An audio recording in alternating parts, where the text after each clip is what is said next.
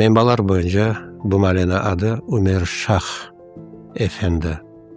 Bazıda Ömer Şah deb Merş degan adnen de belli.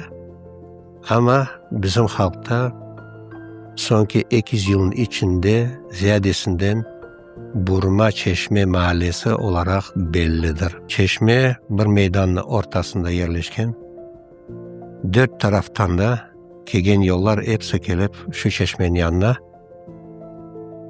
etrafında aylançık böyle bir yol bugünkünde var.